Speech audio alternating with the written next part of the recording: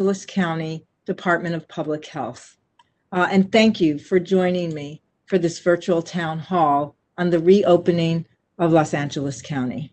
I'm here with County Health Officer Dr. Muntu Davis, Dr. Sarah Kurian, the Director of Medical Affairs at the LA County Department of Public Health, Lisa Frias, the Director of Environmental Health, and Dr. Rob Gilchick, the Child and Adolescent Health Section Chief, also at the Los Angeles County Department of Public Health.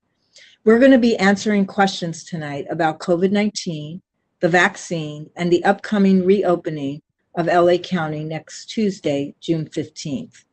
To start, I want to tell you a bit about how tonight will go. We'll start with some brief remarks from our panelists and then spend most of our time answering your questions. As a reminder, you can send in your questions on Twitter, Facebook, or YouTube. Y si quieres escuchar en español, por favor, marca al 1-888-664-1453. California has some of the lowest transmission metrics in the country, according to the Centers for Disease Control. And this is not an accident. It's a result of the many hours invested by community leaders in educating people about preventing transmission and working to maximize vaccine access. It's also the result of the efforts of every single person and business who continues to make prevention a priority. And it's the result of everyone who has gotten a vaccine or has shared their vaccination story to help someone else get vaccinated. You all deserve credit for this remarkable achievement, and we thank you and celebrate you as we approach this new phase in our recovery after a very difficult and often devastating year and a half. As California reopens and many safety requirements are lifted on June 15th, the details of which we'll get into tonight, the single most important step every resident can take, if you're able to, is to get vaccinated and to help the people in your lives get the vaccine.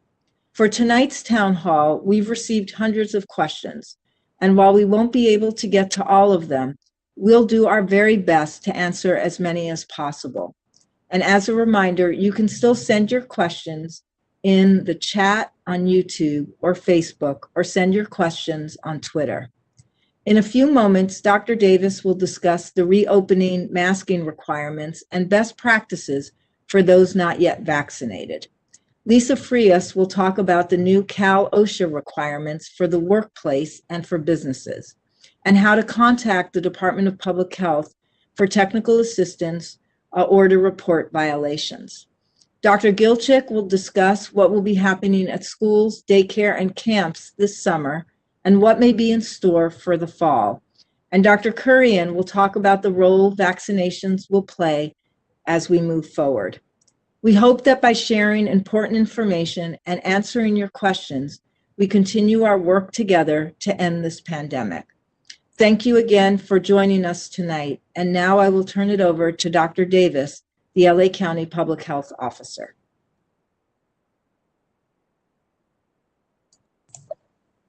Thank you, Dr. Ferrer. Sorry about that. I was trying to get to my mute button. So thanks everyone who's joined tonight for this evening's town hall. Yesterday, the state released their updated masking guidance, and here's what you need to know. Masks will not be required for fully vaccinated individuals, except in the settings where masks are required for everyone, regardless of vaccination status.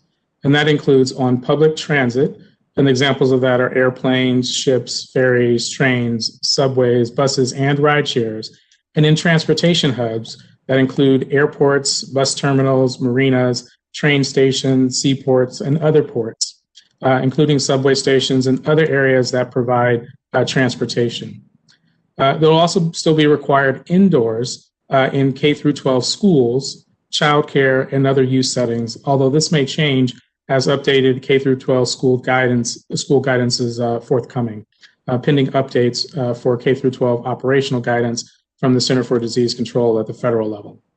Masking will still be required for everyone in healthcare settings, including long-term care facilities, and in state and local correctional facilities and detention centers, as well as in homeless shelters, emergency shelters, and cooling centers.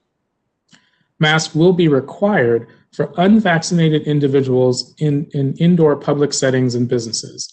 Examples include retail, restaurants, theaters, family entertainment centers, meetings, state and local government offices that serve the public as well. In settings where masks are required only for unvaccinated individuals, businesses or venues or hosts may choose one of the three options. The first is to provide information to all patrons or guests or attendees regarding vaccination requirements and allow vaccinated individuals to self-attest that they are in compliance prior to entry. They can also implement vaccine verification to determine whether or not individuals are required to wear a mask. An example of that would be checking your vaccination record or your card that you may present to them. And the other could be just to require that all patrons wear a mask. And in that instance, they wouldn't be checking for anything, but they would just be making sure that everyone who enters the facility wears a mask. And to be clear, no person can be prevented from wearing a mask as a condition of participation in an activity or entry into a business. So those of you who feel more comfortable wearing your mask, you can continue to do so, and you can go into any business and participate in any activity without taking it off. We do understand that everyone is at a different stage in their health journey, and there are folks who have not yet determined that vaccination against COVID-19 is right for them, or there are those who cannot get the vaccine for medical reasons. For those of you who are still unvaccinated, I want to share some information about how to protect yourselves when you're out and about. Since, as I just spoke about masks, I want to remind everyone that they continue to be a great way to protect yourself from getting sick if an infected person coughs, sneezes, talks, shouts, or sings near you or in the same room as you. This is especially true if you're in close contact with other unvaccinated people. They are also a great way to protect people around you if you are infected with COVID-19 or many other respiratory infections, whether you're aware of it or not. Another great way for unvaccinated people to protect themselves is by socializing or visiting others outdoors and in uncrowded areas. What makes this protective is that if someone in your group is infected and doesn't know it, viral particles have a harder time of accumulating and infecting others in an open outdoor space when it is not crowded. We in LA County are very fortunate in that most of the year being outside in terms of the weather is pretty comfortable. However, during times when you're unable to socialize or visit outside, bringing in as much fresh outdoor air into the indoor space where you're mingling can prevent virus particles from accumulating inside the air.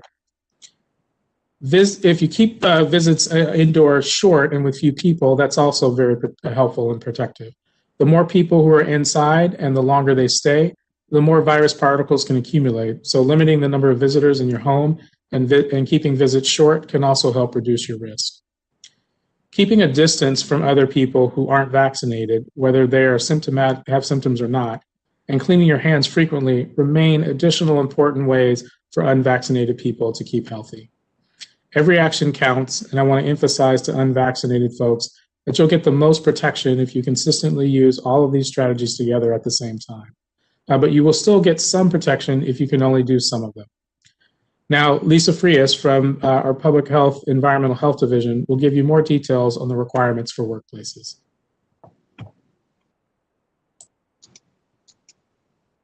Good evening. I'm Lisa Frias, the Director of Environmental Health for LA County, and I'd like to talk about what June 15th means for our workplaces and businesses and offer the latest details regarding Cal OSHA requirements.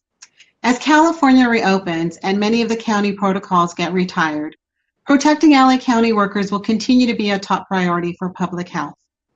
Our goal is to make sure that the communities that were hardest hit during the worst of the pandemic will stay safe as physical distancing requirements and capacity limits for customers are lifted. We recognize that as California reopens and many of the current requirements are lifted on June 15th, we recommend that businesses continue to implement best practices, which are currently being developed and will be available on the county's public health website to help guide businesses. With respect to employee requirements, last night, the state's Occupational Safety and Health Standards Board decided to retain the current Cal-OSHA's emergency temporary standards in place, while they develop a new set of standards to more fully align with the state's reopening masking guidance. They plan to meet again on June 17th to review the proposed revised standards. If adopted, these new standards could take effect on June 28th. Until then, we must continue with the current standards. In the meantime, with regards to face coverings, all workers indoors must continue to be masked regardless of vaccination status. The exception to indoor mask wearing includes when a worker is alone in a room in their own office, when they're eating or drinking, or they are unable to wear a mask due to a medical condition or a disability, or because of a mask's interference with the work tasks. In these cases, an effective alternative to a mask, such as a drape and a face shield, or a strategy employing both distancing and frequent testing is required. Similarly, the physical distancing standards set in November remain in place, where employers must ensure workers stay at least 6 feet apart from other people if possible. And as a reminder, businesses can continue to reach out to us if they have any questions or if they're in need of technical assistance by calling 888-700-9995 Monday through Friday from 8 to 5 p.m. Workers or the public can also continue to report any violations at that same number, which is again 888-700-9995, or by email by visiting www.publichealth.lacounty.gov/EH. And now I'll turn it over to Dr. Rob Gilchick, who will discuss what will be happening in our schools and what the upcoming school year in fall may look like.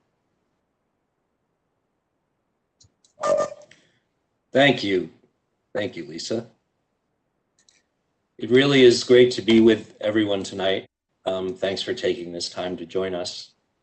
As Dr. Davis mentioned, getting vaccinated is the single most important step each of us can take to prevent becoming infected with and spreading COVID-19. This is true for young people 12 years of age and older. Although studies have shown that COVID-19 in children is usually a mild illness, some children can become very ill or have long-lasting symptoms that affect their health and well-being in the long term. Children can transmit the coronavirus to others if they're infected, just like adults do, even when no symptoms are present. The COVID-19 vaccine protects against this potential harm to children and others, including family members and friends who may be susceptible. Another reason to consider COVID-19 vaccine for your child is to protect the health of your community. Your community includes your neighborhood, your child's school, your friends, and the many people you may interact with as we return to a sense of normalcy. Each child or adult infected with the coronavirus provides a chance for the virus to mutate and create a variant that might prove more dangerous or resistant to the available vaccines and therapies. Fewer COVID-19 infections among the population means less chance of dangerous coronavirus variants. Getting the COVID-19 vaccine can protect your entire community, including schools, as well as the people you love the most. Vaccination against COVID-19 is not currently required to return to in-person learning, but it is LA County's and the state's public health objective to get as many of our 12 to 17-year-olds vaccinated over the coming weeks and months prior to the new school year. By getting our young people vaccinated soon, we can have peace of mind in knowing those over age 12 are protected against COVID-19, both inside and outside of the classroom. Beyond vaccination, I wanted to take a couple of minutes to discuss what to expect in child and youth settings such as schools, camps, and daycare after June 15th throughout the summer and into the next school year. As of June 15th, there will continue to be specialized guidance for child settings, including schools, camps, and daycare. However, Los Angeles County will align our operating protocols and guidance documents completely with the state's guidance. The guidance from the state is not expected to change much from its current form immediately after June 15th. For example, the state's guidance for K-12 schools will only be updated to refer to the new masking guidance from the state. Beginning June 15th, no one in the school setting needs to wear a mask when outdoors. However, everyone will be required to wear a mask when indoors. The same is true for other childhood settings, including daycare and camps. Even if Cal OSHA revises their standards such that fully vaccinated employees can remove masks indoors at the workplace, the more restrictive guidance for schools will take precedence. So the 100% masking requirement in schools, childcare, and camps will remain in force until the California Department of Public Health changes it. The department is watching the Centers for Disease Control and Prevention, or CDC, closely to see if they change their recommendations for masking in the school. And if that happens, the state is likely to follow suit. The other area that will remain in force in our health officer orders is the requirement to report to the Department of Public Health all cases of COVID-19 that occur associated with your institution, and to assist us to the best of your ability with our attempts to identify close contacts who may have been exposed and may need testing or quarantine. Other prevention strategies, or mitigation layers as they're sometimes referred to, contained in the state's school guidance are presented as a series of recommendations to reduce risk of transmission and increase safety for children and staff, rather than as requirements. Examples of these might be cohorting or creating stable groups, physical distancing between children or students, improving ventilation measures, testing of asymptomatic children and staff, screening people for symptoms before entry so sick persons may be excluded, among other strategies. Now, just because these types of activities may no longer be ordered or required by our protocols does not mean public health is recommending they all be suspended. Quite the contrary, these remain effective strategies for preventing transmission and outbreaks. And layering multiple strategies is still the best way to create the safest environment possible. You still should have a COVID-19 safety plan at your facility. And parents should be able to ask, what are you doing here for the summer to keep my child and other parents' children safe from COVID-19? And be able to get a comprehensive response. Lastly, I know many of you are wondering what might change as we move from summer into the next school year. That starts as early as mid-August for many schools. We don't have all those answers yet. The state will be drafting new guidance that will apply to the new school year. Physical distancing is likely to be suspended in order to allow for the full return of students to full-time instruction. There may still be some masking regulations for the indoor setting at schools, given that children under 12 will not be vaccinated by the start of the school year. And a certain percentage of students over 12 may still remain unvaccinated at that time. The precise regulations regarding masking in the schools for the fall are not fully decided and will depend much on any new recommendations that come from the CDC. What we do expect is the opportunity for all students to return to full-time in-person instruction in a safe and supportive school environment. Thank you for letting me share all this information with you. I'll be available for questions. Now I will turn it over to Dr. Sarah Kurian. She will talk more about the importance of vaccinations moving forward. Thank you, Dr. Gilchick. There is still a lot of work ahead for our department, but we are grateful for the dedication of everyone that's been a part of this effort over the last year and a half. As Dr. Davis and Dr. Ferrer said, this is a remarkable achievement.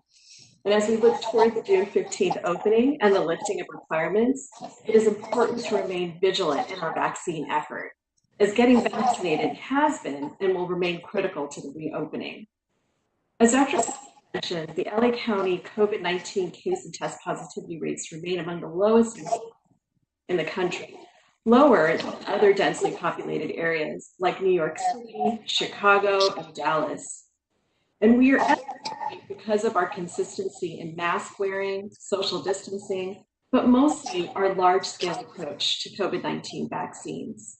Make no mistake, Cases in Los Angeles County are low, largely because of the huge number of people who have been vaccinated.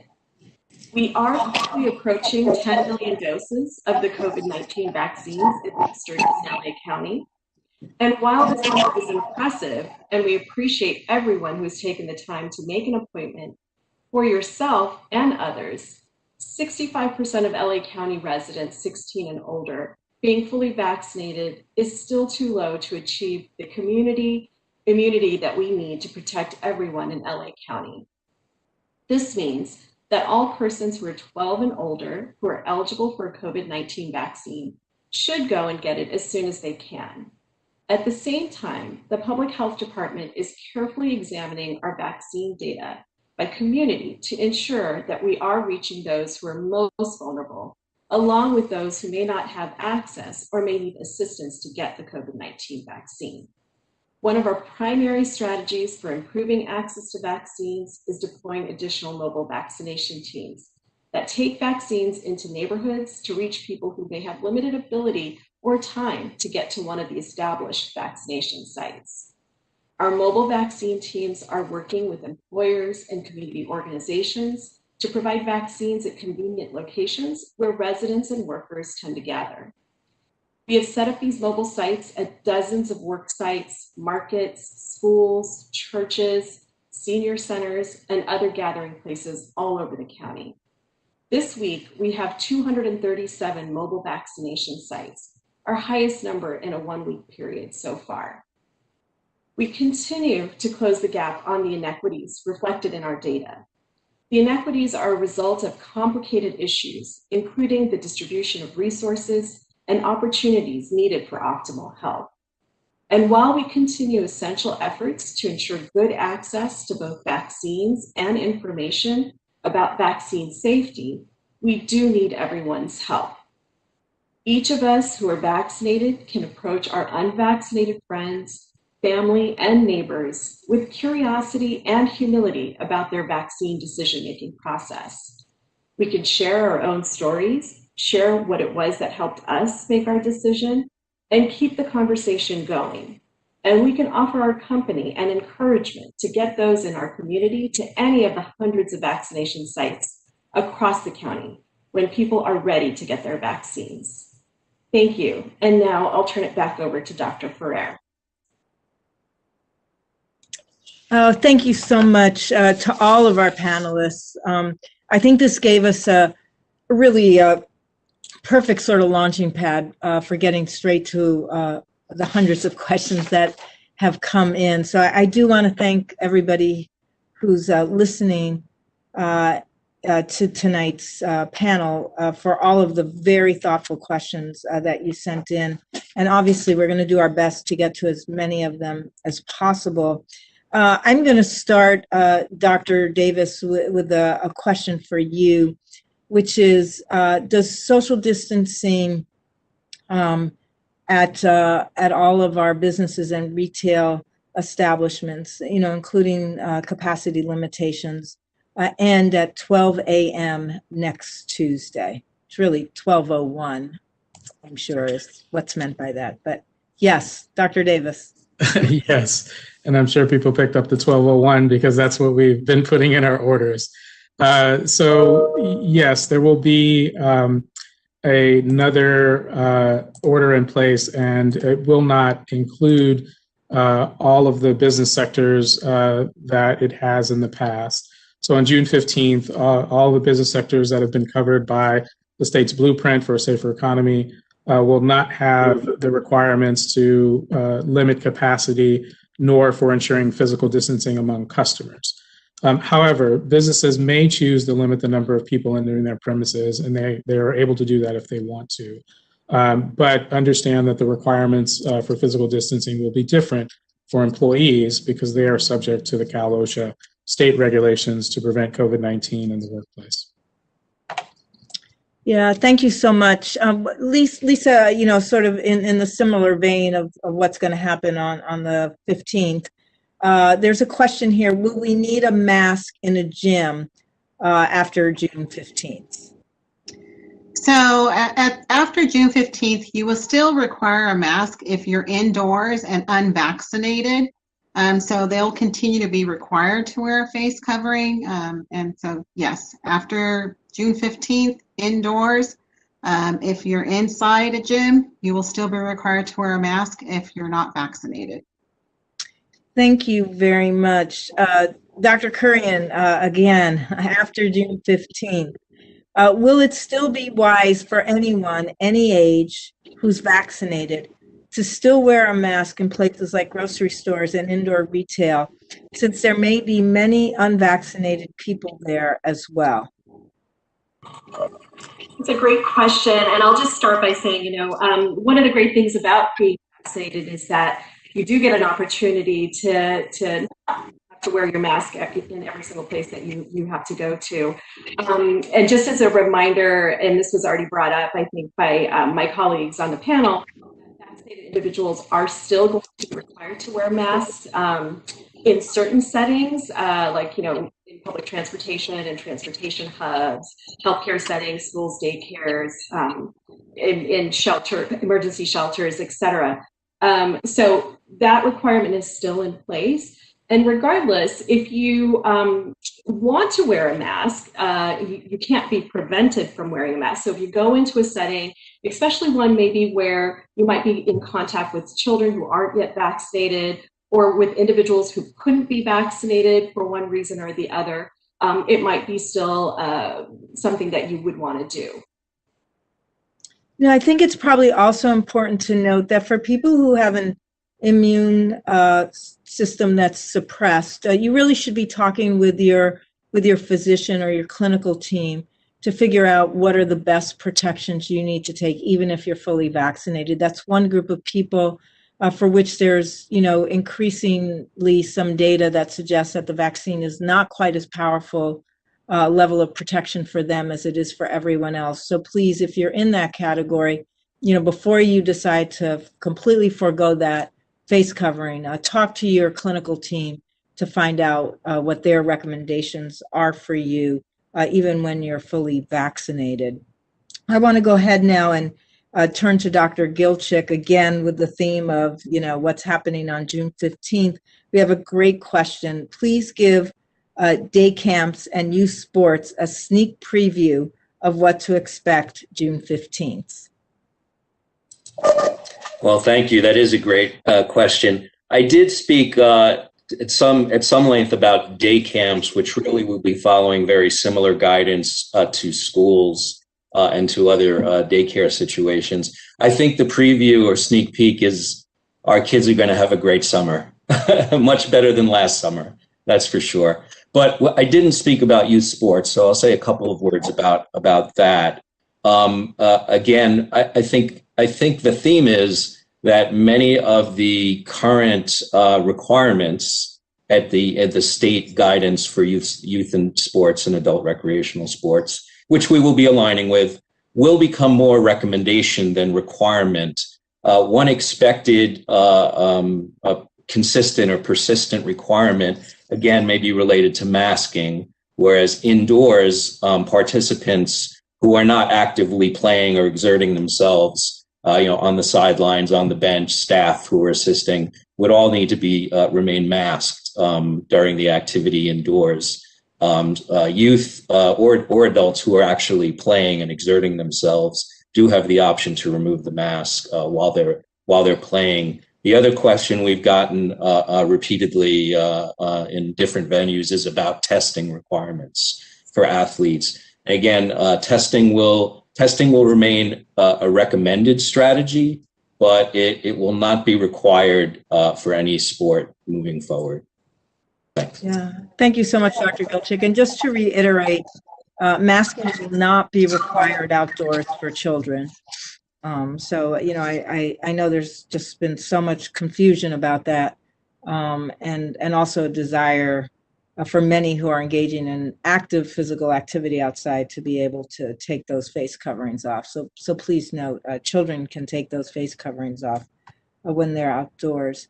Dr. Davis, we've gotten this question a few times, so I'll try to combine a couple of questions into one. How are businesses supposed to be able to tell if their customers or people or visitors have been vaccinated? Can they ask for proof of the vaccine card? And similar, how does the county, and that means all the businesses in the county, plan to verify if individuals have been vaccinated when they wish to enter a building without wearing a mask? Thank you. Appreciate that question. So as mentioned, in terms of businesses, yes, they can ask for proof of vaccination, looking at the vaccine card. Again, they have three options. They can have someone, there and ask for vaccination to verify that if you are not going to be wearing your mask inside, that you are vaccinated. They can't just provide notice, that says what the vaccination requirements are in terms of wearing a mask or not, and allow you to self-attest, or they can just require everyone who comes in to wear a mask, and they wouldn't be checking vaccination status. But they can ask for proof of vaccination if they are allowing people who are vaccinated to be unmasked inside. Thank you so much, Dr. Davis. Barbara, do you want me to answer the question about the county? Oh, yeah. Yeah, sorry about that. We're, as our department, we're going to follow the state's guidance in terms of masking, in terms of any health office order that will remain. I think at this time, I can't answer the question about which of those options that will be chosen for all of the county buildings, but it is something that, we are all discussing to make that decision. Yeah, thanks so much, Dr. Davis. I'm going to go ahead and again talk again more about sort of reopening on the 15th. Dr. Gilchick, when or how does the 6/15 reopening impact young children not eligible for vaccination in regards to mask requirements, social distancing, school enrollment, and vaccination requirements? Great, thanks. Just had to unmute. Well, actually, let me start with the that last piece first, because that's so important. There is not a COVID-19 school entry vaccination requirement, but all pre-existing vaccine requirements for school entry remain in effect, and it's essential that we continue to have our children receive all the usual childhood vaccinations, whether it's measles, mumps, rubella, polio, Haemophilus influenza B, whatever it happens to be. If it's been required for school entry, it's still required for school entry. So please do take your children for all of their usual vaccinations before entering school. That may be the most important point there. In addition to that, yes, the fact that children in childcare settings, preschool settings, elementary school settings, generally speaking, are not going to be vaccinated. They're too young right now to be vaccinated. Based on that, there probably will be continuing mask requirements of some nature for young children and people in the classroom with young students. Other mitigation measures like social distancing. At this point, we are strongly recommending minimum 3-foot distance between students. Does remain a recommendation throughout the summer. The other mitigation measures also help immensely. Do as much as you can outdoors. If you need to have the children or students indoors, do your best to increase ventilation and exchange of fresh air into the indoor space. Have frequent hand washing.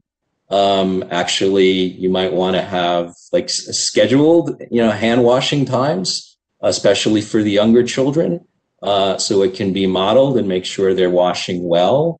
And again, the cohorting or creation of smaller, stable groups of students who always stay together with each other and with the same staff, and who don't mix with others from outside, from other groups, is another great way to limit the risk of transmission and outbreak of COVID-19, through your facility or through your school, through your camp.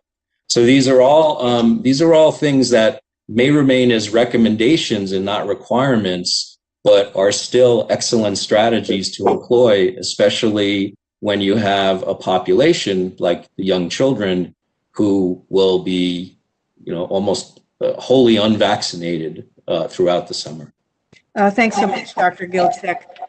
Lisa, a couple of questions that are very specific to special businesses. I'm just going to ask everybody if you can please mute if you're not talking. My business runs as a self-serve. Will I be allowed to go back to that on June 15th? Yeah, so that's one thing that I do have to say. I know this has been very challenging for a lot of our businesses that provide a lot of food or drinks through a self-service model. So as of June 15th, you will be able to resume those operations. And that also includes, going up and having counter service, going to buffets.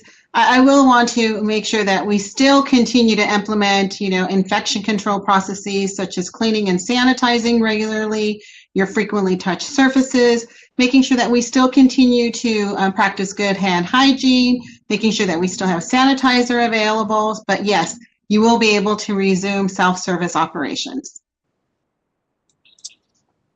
Thanks so much for that, Lisa. Sarah, a couple of, I think, good questions that came in that are pretty similar.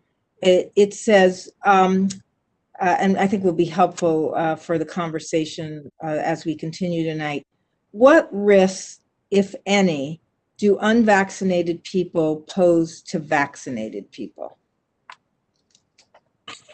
So yeah, no, that's a very good question. And considering the fact that there is still a rare chance that you can get infected even after getting vaccinated, it speaks to the fact that until we reach sort of what we refer to as herd immunity, there is possibility for a vaccinated individual to still get infected after exposure to someone who may be unvaccinated and infected. The good news is that for folks who are vaccinated, even, if you do get infected, the chances are you're going to have a milder form of the disease. Chances are you're not going to end up getting hospitalized. The thing to note, though, and this is something that Dr. Ferrer brought up earlier, is that for folks who might be immunocompromised and vaccinated, the risks to these people are more uncertain. And so for those individuals, again, as Dr. Ferrer noted, it would be important for them to speak with their provider about their status, and risks to them could be greater. Oh, thanks so much, Dr. Kurian. Dr. Davis, a couple of similar questions here. Again, what's going to be allowed on June 15th? Can musicians playing together sit closer than 6 feet apart if everyone is vaccinated? It's a good question. And I think, in general, for the public, the distancing requirements go away. I think the question is, for the musicians, are they subject to Cal OSHA requirements? And that, in that case, then physical distancing would still be required in terms of the current Cal OSHA requirements. But it would be a recommendation, especially for those playing wind instruments or singing, to be distanced. But if they're fully vaccinated, again, masking and physical distancing is not required. Yeah, thank you so much. Dr. Gilchick, will we still need to take people's temperatures to enter buildings like is done now at my school? Yes. Again, something that might be recommended but not required. Even now in our protocols prior to June 15th, we've never required taking of temperatures. What we did require is some sort of screening so that people who may be ill on that particular day, symptomatic with what appears to be a respiratory illness, which could be COVID-19 or could be something else, are excluded from the space and asked to return home until they're feeling better, until they get tested. So again, this screening or temperature taking will be recommendation, but I think what's really important is we still need to exclude people who are ill. So I think the message is, to every individual, if you're sick, please stay home that day. And to proprietors or operators of schools and other child facilities, have some strategy to identify and to exclude people who happen to be ill. There are many different ways to do it. It could be done virtually. It could be done as a home check before the person comes to work or to their camp or to their school. I can tell you, for example, the way we do it here at Public Health. It's really a self-attestation model where every employee is expected to do their own symptom check, and they inform their supervisor before they come to work that they're symptom-free. And that's perfectly reasonable and an adequate way to do things. It's just coming up with a strategy that works for you. You could have signage at the entrance to your facility that reminds people that they need to check their symptoms, and please don't come in if you have symptoms. So there's a variety of ways to do it. So the short answer is you are not required to take temperatures, but excluding people who are ill from the workspace or the camp or school space, it remains extremely important. And even as COVID-19 hopefully becomes less of an issue, we'll have influenza in the fall and lots of colds, and the same strategy works to prevent many of these illnesses. Thanks so much, Dr. Gilchick. Lisa, a couple of other questions about what's going on at facilities. Will tables at restaurants still be required to be a certain distance apart?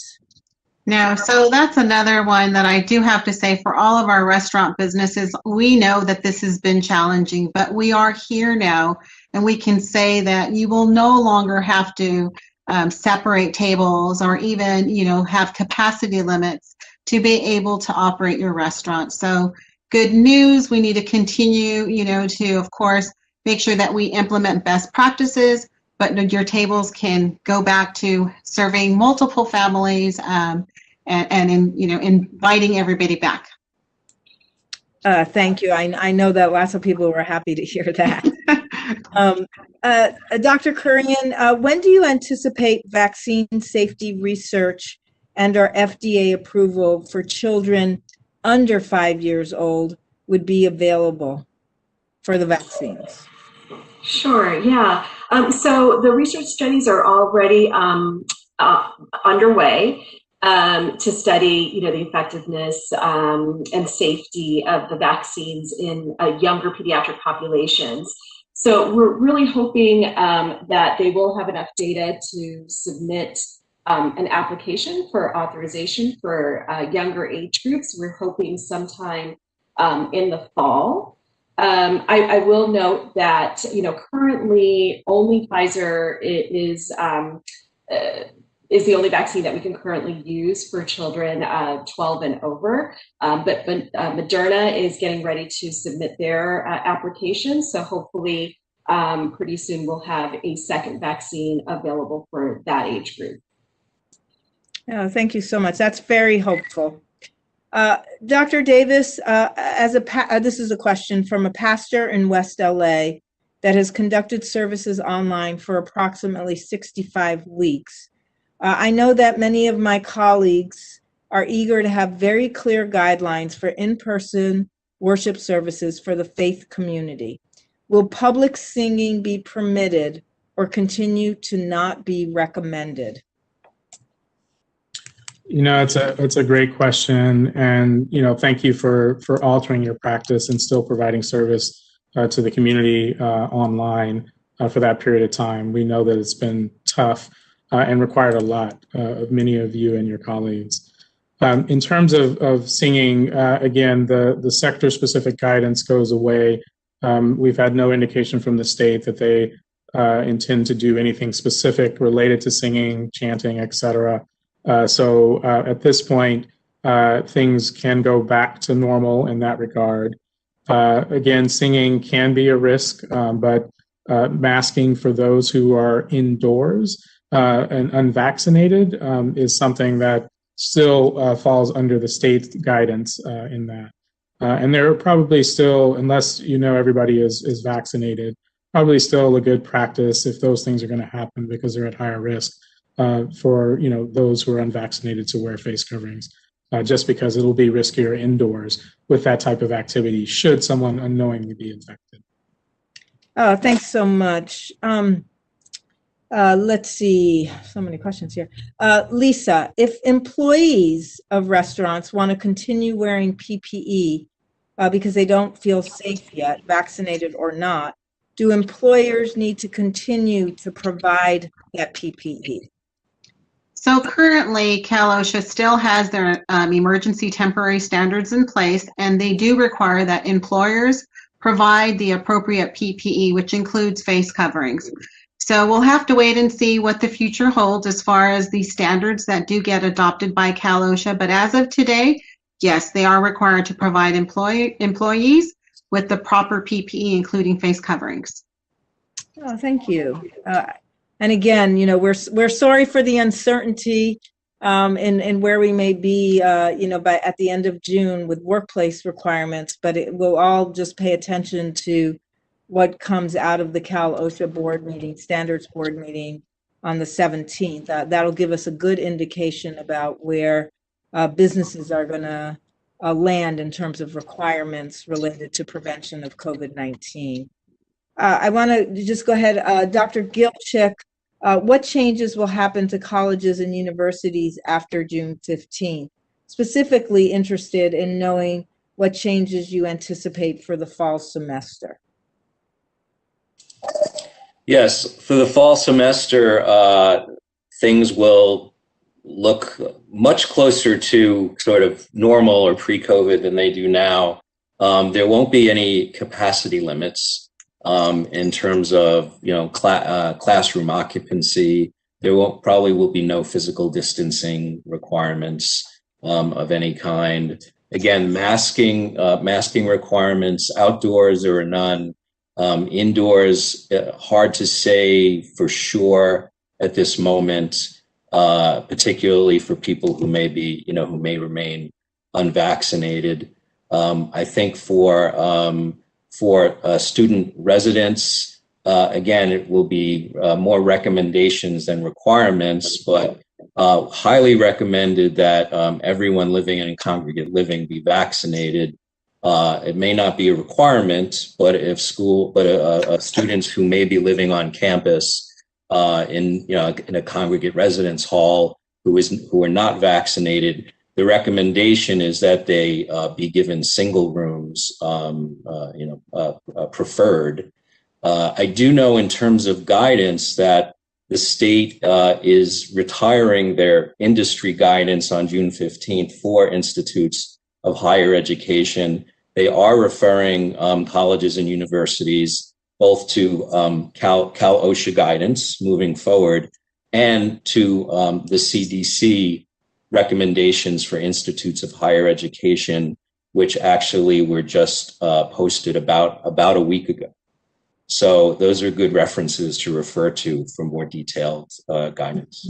I just want to clarify that right now it's very clear at colleges and universities, people who are not vaccinated do need to wear their masks whenever they're indoors. So, and we're not really sure where this is going to land for the fall, but as of right now, everybody who's indoors, who's not vaccinated, is required to put on that face covering.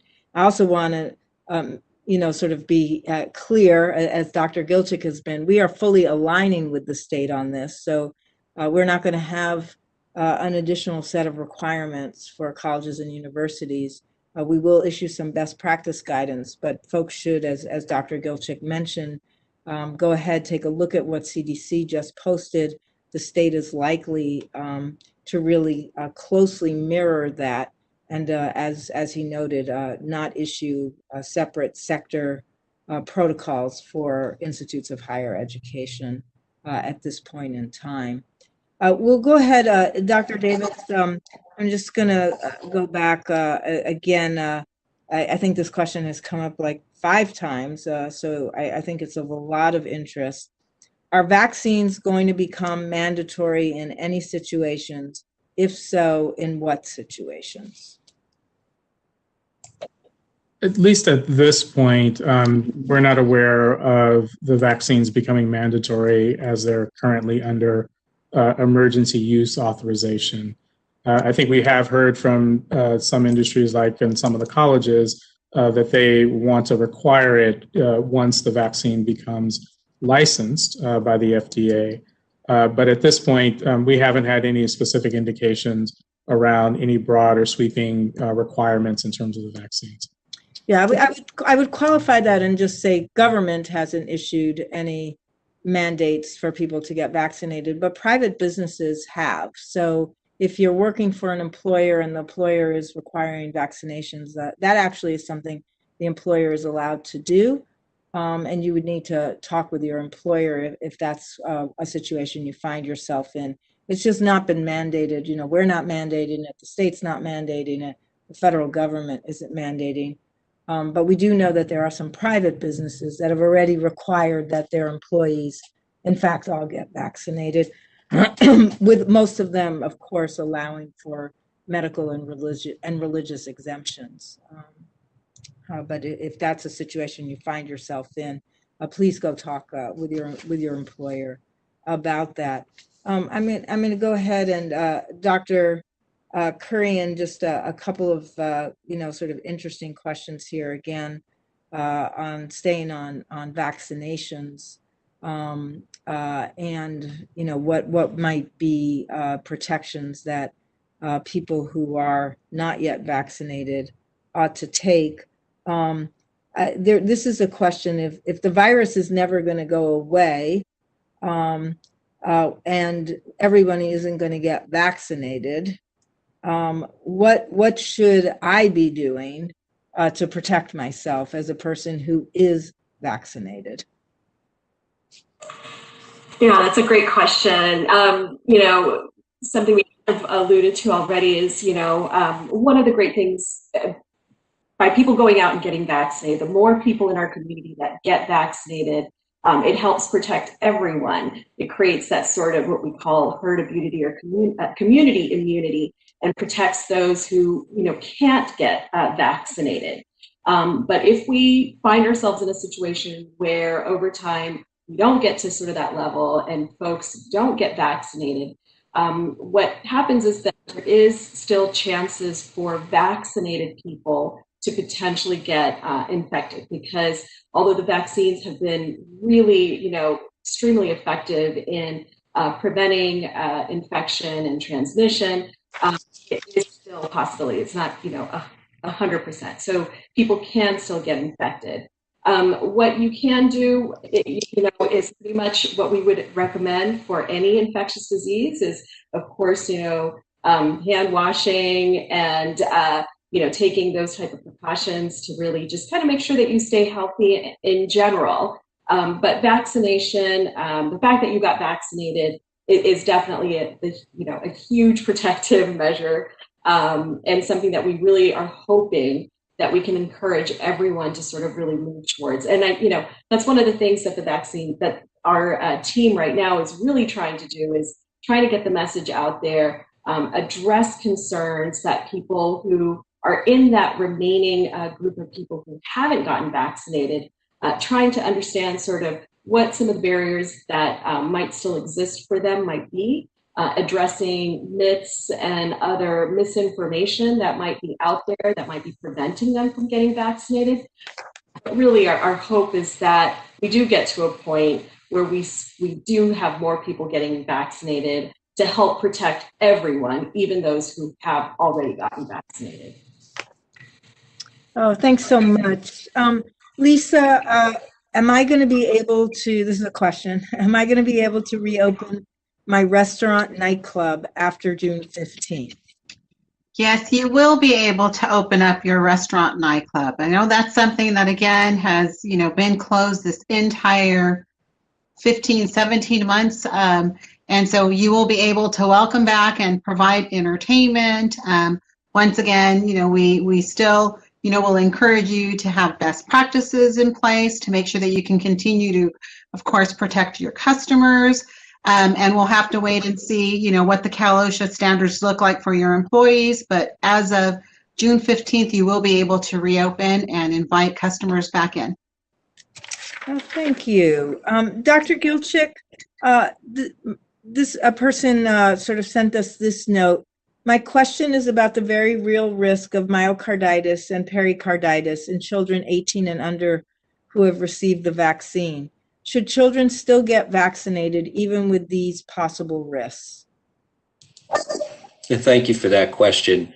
That is a potentially serious condition. However, one really has to balance and weigh the risks. And if one weighs the risk of, as you say, post-vaccination myocarditis or pericarditis, which is a very infrequent symptom or problem, compared to the risk of being infected with COVID-19, potentially becoming very ill, potentially infecting others who also may be vulnerable, potentially needing to be hospitalized and even pass away, which is a very small risk for young children, but actually the risk outweighs the risk of vaccination.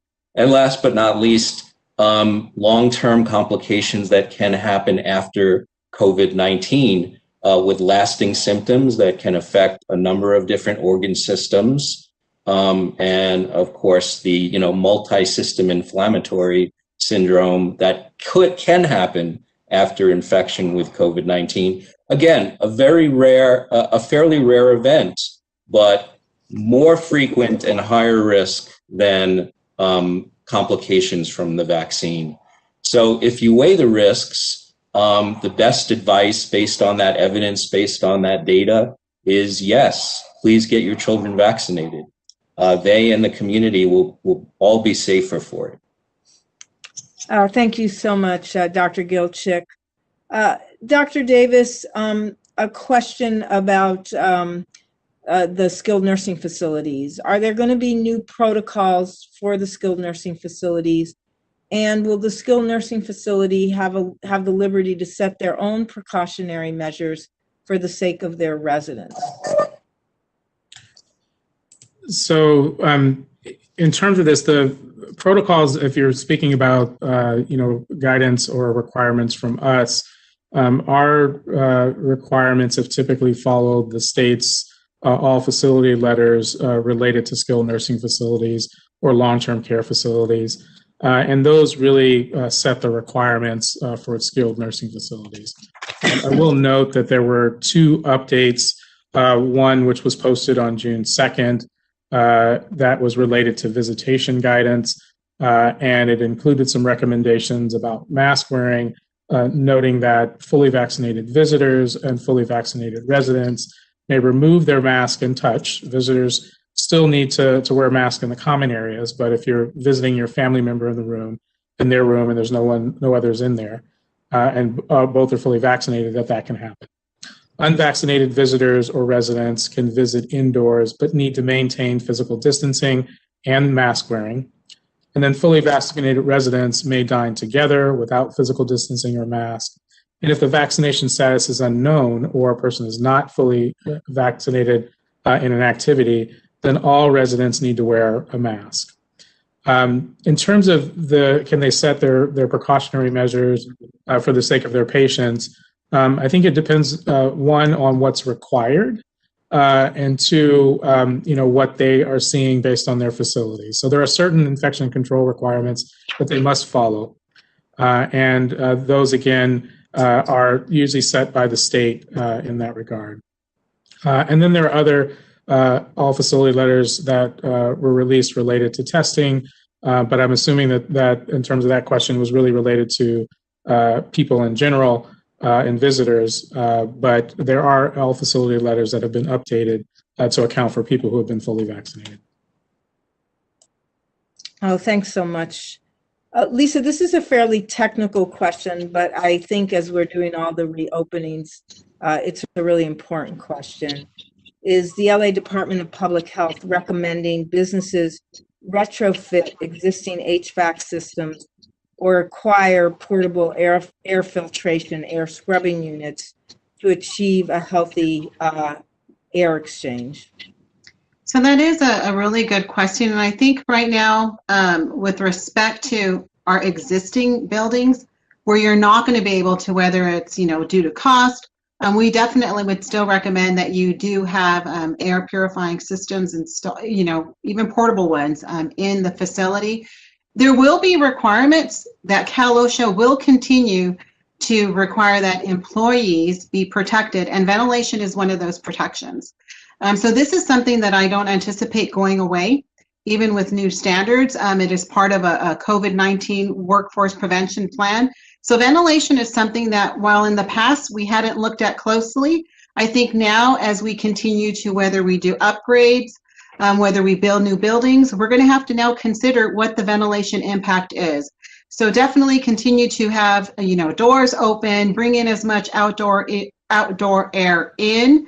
Really look at your filters, make sure that you're changing them regularly, and have those air purifying systems in place, because ventilation will continue to play a role in this, and that's why it's really important that we get more people vaccinated to minimize that risk.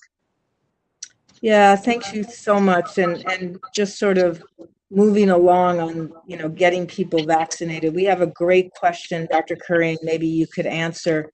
Will there be any mobile units in our neighborhood giving out vaccines? How can we find out where those mobile units will be? Oh, that's a great question.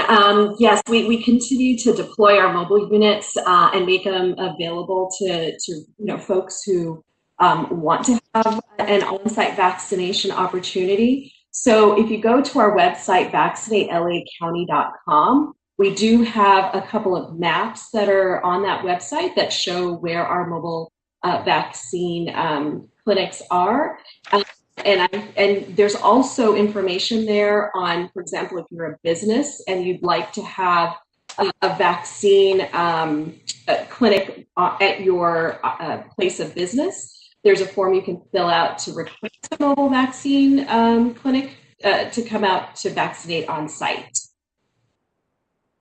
Yeah, thanks so much for that. And we're always happy to get questions about needing a mobile unit. And as I tell everyone now, if you're an employer, a business, you work with a trade association, and you've got a group of people that need to get vaccinated, please give us a call. We're happy to make sure a mobile unit gets out to you. So again, this is driven a lot by demand at this point, and we try to be as responsive as possible. So we love getting requests from everyone about the need to bring a mobile unit into their neighborhood. Dr. Davis, I think, this is a question that really is probably top of mind to lots of people who are being asked to start getting back into their offices or their work sites now that the community transmission rates are so low. What is the safest way to bring both vaccinated and unvaccinated employees back to the office in regards to wearing masks? Well, again, in this situation, there are some requirements set by Cal OSHA in terms of their current standards. And at the moment, everyone needs to be wearing a mask. And as was mentioned earlier, Cal OSHA, changed or chose to keep the prior requirements in place, which still includes physical distancing between employees and that everyone is wearing a face covering. We expect that, maybe come the end of June, there may be a revision to that, and that remains to be seen exactly what they say in those, if they account for people who are fully vaccinated, and those people do not have to wear a mask. But in general, at this point, up until that time, everyone needs to have a mask on when they're coming back to work. Yeah, thank you.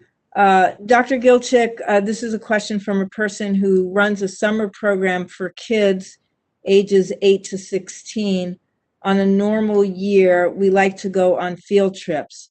What are the latest guidelines for transporting kids post June 15th? In our case, we'd be using a 15-person passenger van. Well, the best recommendation would be really to treat that transportation as an indoor space. Yes, the bus is outside, but when you're all on the bus together, you are enclosed in a space. So it would be safer to treat that as an indoor space and to have all the young people, everyone wearing masks really inside, to increase ventilation as much as possible, which is to open up as many windows as you can, safely.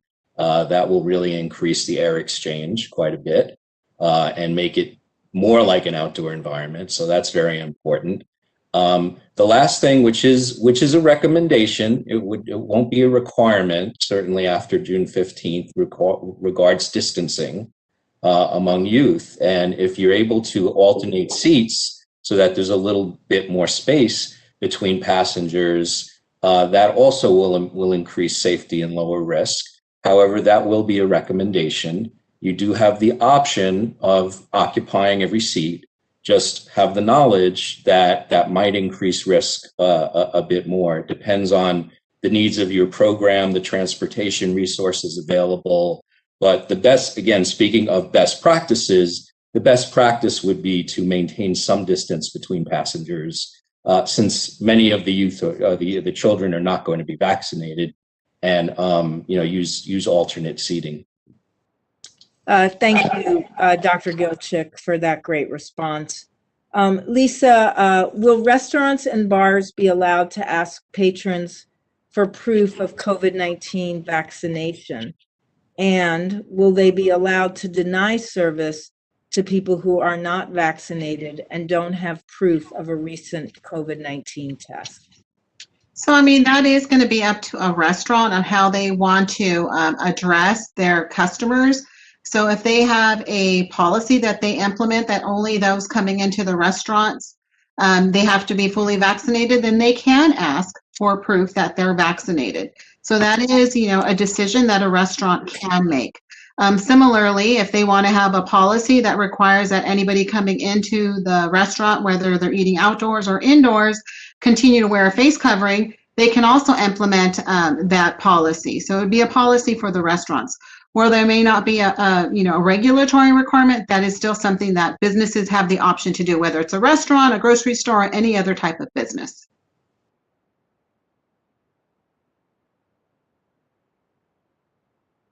I think we lost our volume.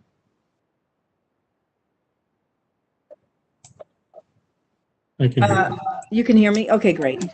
Dr. Davis, there are a few questions sort of really in the same vein here about why don't some people want to get vaccinated, and should we just make it mandatory either now or as soon as it has full FDA approval so that we get everyone vaccinated as quickly as possible? It's a good question, but I think, we have always, in many instances, unless we see a clear risk, and we've seen that over the years in terms of outbreaks at schools related to diseases that could be prevented with a vaccine. I think, if we start to see that, then I think at that point, once maybe it's licensed, there may be some requirements that are put in place. But in general, as we're still under this emergency use authorization, we have to do the best that we can to answer people's questions. Sometimes that may have to be a number of different times. And to provide opportunities for easy access to getting the vaccine. And we've seen over time that even people who have been resistant initially, they have gotten it. So it just may take longer for us to get to that point than we hoped to get to. But in general, we're going to continue providing accurate information and being in a number of different places for people to be vaccinated. Thank you so much. Dr. Kurian, there's a whole host of vaccination questions that have come in. One of them I think is top of mind for lots of people. Should individuals who have suffered through COVID-19 be considered to have the same status as fully vaccinated individuals? And is there any reason why a person who already had COVID-19, especially if they had it recently, for them to get vaccinated? Yeah, great question. So, there's a lot that we're still learning about COVID-19, the disease, and so what happens after you've after you've had the disease, and how long immunity lasts. So currently, based on what we know, our recommendations is that even if you've had COVID-19, that you do go ahead and get vaccinated. And so really, the idea is that you get vaccinated. Say you get infected, as soon as you're out of your isolation period, you can go ahead and get vaccinated, and that is what we are recommending to people, to go ahead and do that. Yeah, thank you, and thanks to everybody. We had a lot of people send in similar questions there. Dr. Gilchick, we get a few questions about this as well. Do we know why kids don't get really sick from COVID? And a lot more questions about, and if they don't get very sick, why should they get vaccinated, and why do they need to wear masks? So it's a lot put in there, Dr. Gilchick. Sure. That's a reasonable question. I'll do my best to answer that. The best evidence we have is that children they're less likely to become infected with COVID-19 compared to older adolescents and adults. They're less likely to get very ill from COVID-19, and they may be less likely than adults to transmit COVID-19. But that being said, it's absolutely true that they can and do get infected, they can and do become ill, and they can and do transmit the infection to others. Even if, now, I don't know if we have all the answers biologically why they are less likely to get infected or less likely to get sick. One theory has to do with the receptors or the cells in the respiratory lining where the virus actually attaches and enters the body, known as ACE receptors. And it is known that the older one gets, the more of these receptors there are in the nasal passage and in the respiratory tract. The younger you are, the less receptors you have. So that is a good logical explanation and theorized to be one of the reasons why young children are less likely to be infected. There are a few theories about why they may be a little bit harder for them to transmit the infection. For one thing, little kids have small lungs and don't have big lung volumes when they breathe in and out, so they may not be expiring as many viral particles.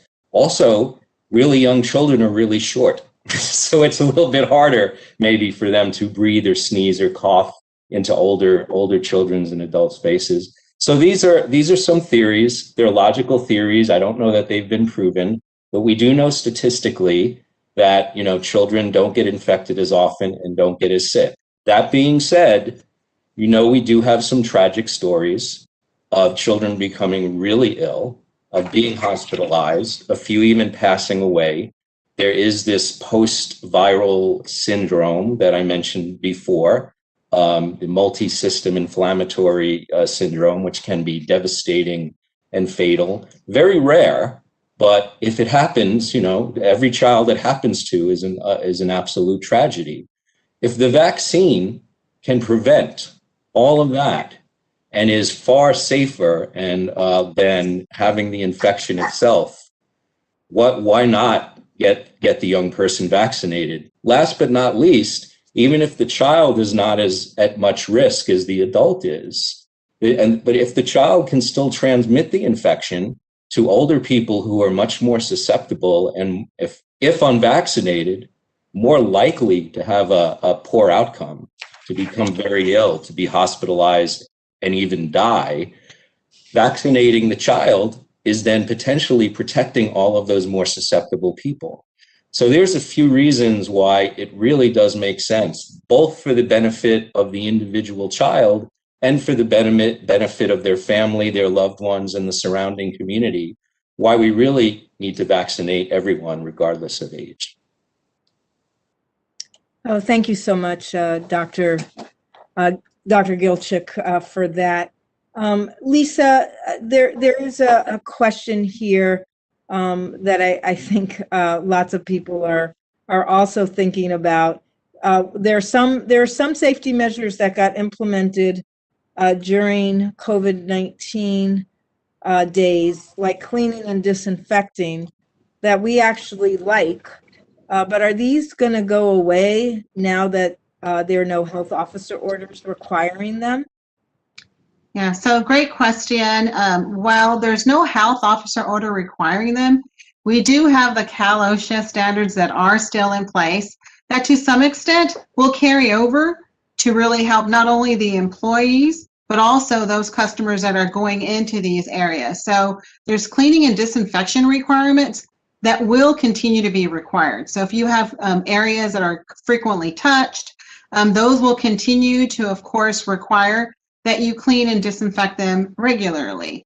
So it's still a lot of what we've learned, and I mentioned this, is we have some really great practices that we realize now work to minimize any type of disease. And that once again goes to bacteria and viruses. And so to keep all of us healthy, we should continue with these best practices, regardless of COVID-19. It'll help keep your employees safe, it'll help keep your customers safe. So yes, please continue with cleaning and disinfecting, frequently touch surfaces regularly. You don't have to do what we did in the beginning, which is an hourly disinfecting process, at least once a day though. Make sure that you're going in and doing a thorough cleaning of all those areas that are frequented by many people. Thank you so much. And yeah, I want to also emphasize there are also, just standards at many of the licensed facilities, particularly those that serve food, that really require a level of cleaning and disinfecting as well.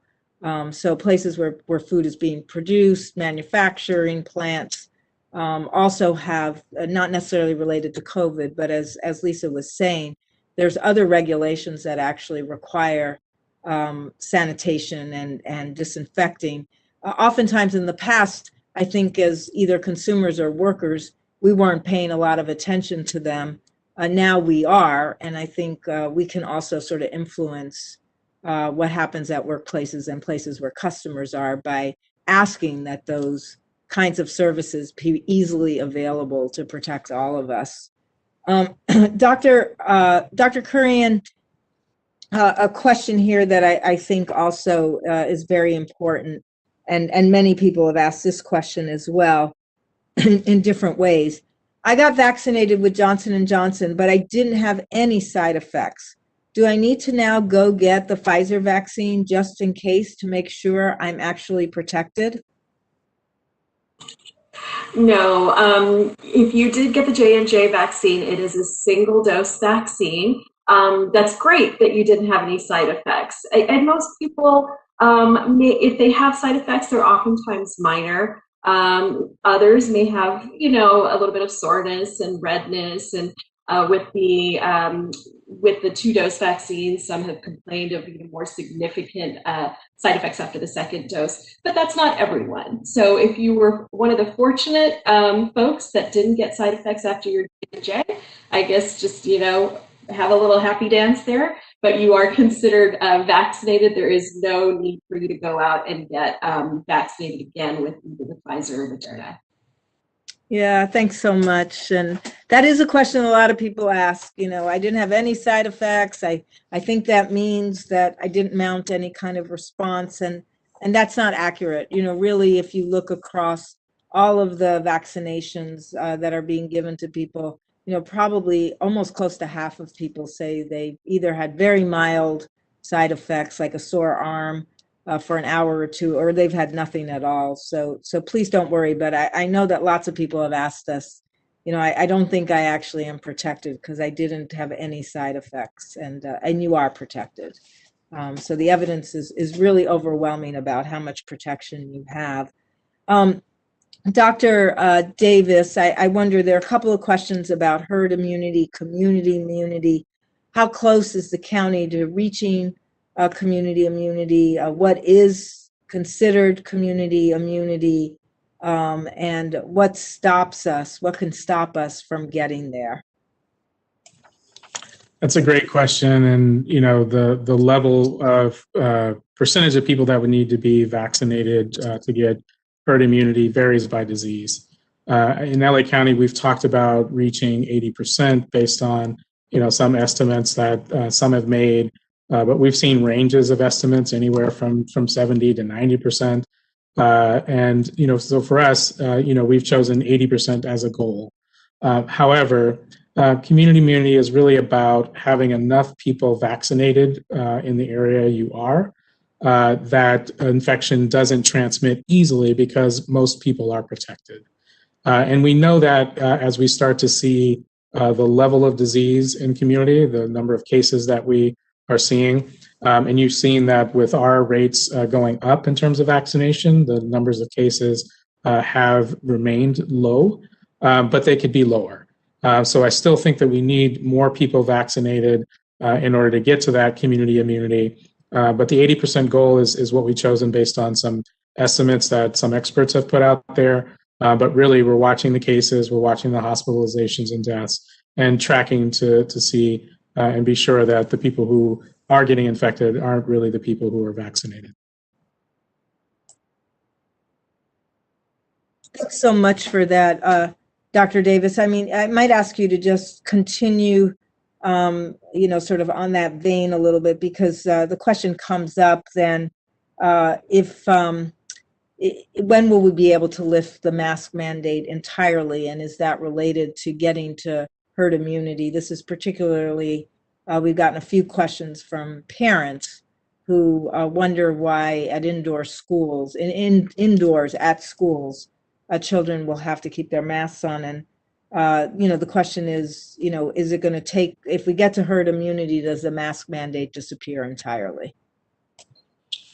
I think as we again look at what we're seeing in terms of cases, and hopefully the vaccinations will be available for those who are under 12, so more of us can be protected by the vaccines. Then, at that point, maybe that masking requirement goes away. At this point, we haven't seen any hard numbers. We have seen new variants of the virus show up. Fortunately, the vaccines have been protective against those. But again, I think it'll be a judgment call as we continue to see what we see in terms of cases and who's susceptible to it. That'll give us a better sense as to whether or not these masking requirements need to be in place. I think partially the reason that it's also still in schools is because you have a wide range of students that aren't able to be vaccinated because they're not eligible. The vaccines aren't authorized for their age group. And in schools, often it's difficult to keep kids apart. And we know that we've seen outbreaks during the flu season inside of school settings. So we want to make sure we're as protective as we can be, in this instance, even in this time where we have lower case numbers. Yeah, thank you so much. Lisa, this is kind of a fun question for all of us, and probably something we're all looking forward to. Is it safe to have a 4th of July barbecue? And is there anything I should know about this? Well, it will be safe to have a 4th of July barbecue. And so I'm looking forward to it. Again, we want to make sure that we do it outdoors. We want to be able to make sure that we keep our food safe. We practice good, hand hygiene.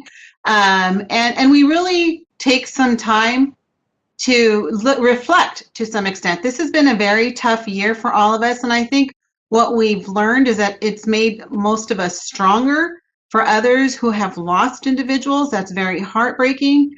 But please make sure that you do have a safe 4th of July by doing it outdoors. Outdoors is the best place for us to celebrate together. And once again, just be safe. Thank you. Dr. Gilchick, this will probably be our last question before we go into some closing remarks. So maybe, a quick answer. This is a teacher asking, she's returning to summer school in-class instruction, and she's realized that she'll be needing to keep her mask on for many hours in a row, and she's wondering if that's safe. Yes, I'll address that. I did have to add, for the safe 4th of July, go find a professional fireworks show to see. Don't be cautious with the fireworks at home. That's another safety issue. But regarding your question about the teacher masking, well, yes, it is safe. Understandably, wearing the mask for many hours in a row can become a bit uncomfortable. The mask can become somewhat wet or moist just from the water vapor that's in our own breath. I think that you should probably try to schedule in some quote unquote mask breaks where you can find an area where you can be alone, not near any others, outdoors, and you are allowed to take your mask off at that point in time. And so during your break time, do take advantage of the ability to remove your mask outside. It's also good to have a change of mask, so that maybe you can change it once during the day, or even more frequently if needed. So if the mask becomes quite wet and doesn't really provide, is uncomfortable and doesn't provide the same level of protection when it's wet like that, you can change for a new dry mask. But yes, the question, there's no particular risk or danger to wearing the mask throughout the day. Yeah, thank you so much. And we only have a couple of minutes left, and I want to give each of our panelists first, deep appreciation and thanks. You did an excellent job. We had wonderful questions, really thoughtful questions from everybody who was in our audience tonight. I appreciate also the critical information that you provided everybody. I'd like to just give everybody a few seconds to close us out with parting remarks. I'll start with Lisa. Great. So I just want to say thank you once again for spending some time with us to talk a little bit about what's next. Want to make sure that you can reach out to Environmental Health. Once again, I'm going to go ahead and, oh my goodness, I lost the number. Let me see if I can I will pull it up at the end. But you can continue to reach out to us for technical support. We are going to continue to be here to support you. Also want to make sure that we will continue to go out and do inspections at businesses to make sure that they do follow all the existing requirements, like Dr. Ferrer mentioned. Restaurants will still be following, California Retail Food Code requirements. We'll be making sure that the ocean is safe for you to go into, your pools are safe to recreate in, and that your water is safe to drink. So we'll continue to do all of that to make sure that you continue to be safe. So thank you once again.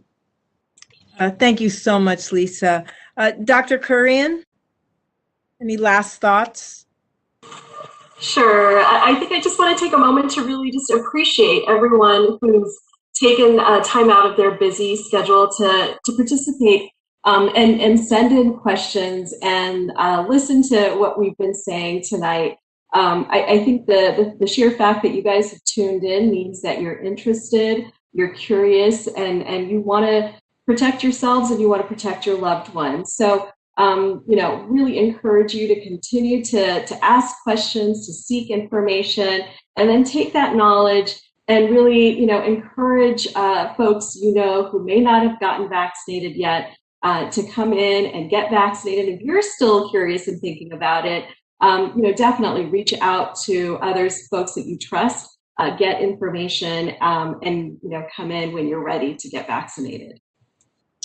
Dr. Gilchick, a quick Okay. last comment.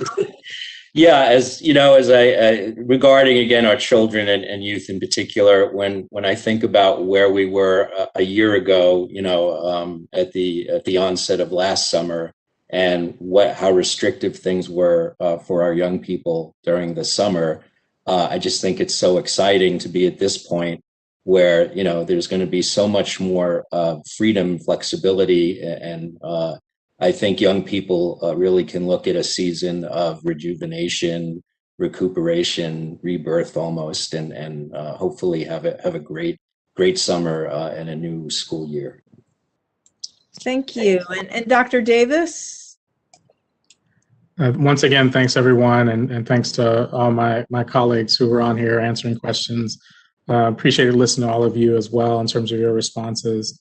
And to everyone, you know, we are in a very different phase from where we were before. Our case counts are lower, but there's still risk for those who are unvaccinated. And we encourage everyone who's unvaccinated to get your questions answered, come into the sites to be vaccinated sooner rather than later. But do understand there's still some risk.